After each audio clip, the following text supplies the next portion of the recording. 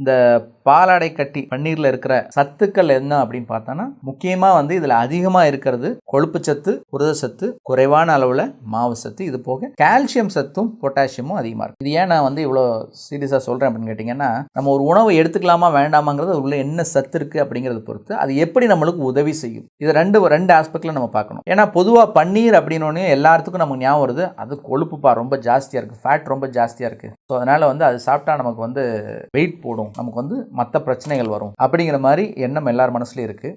அது வந்து ஒரு தவறான கருத்து. ஸோ அதில் இருக்க காம்போசிஷனை பார்க்கணும். நமக்கு இந்த பன்னீரில் வந்து மாவு சத்து மிக குறைவாக இருக்குது, அதே போல் புரத சத்து அதிகமாக இருக்குது, கொழுப்பு சத்து அதிகமாக இருக்குது. புரத சத்து பார்த்தீங்கன்னா கிட்டத்தட்ட ஒரு 100 கிராமில் ஒரு 18லேருந்து 21% வரைக்கும் இருக்குது. அதே போல் கொழுப்பு சத்து பார்த்திங்கன்னா ஒரு 20லேருந்து 23%, 24% வரைக்கும் பன்னீரில் வந்து இருக்குது. ஸோ இது வந்து பெரும்பாலான பகுதி வந்து கொழுப்பு சத்தும் புரத சத்தும் இருக்குது.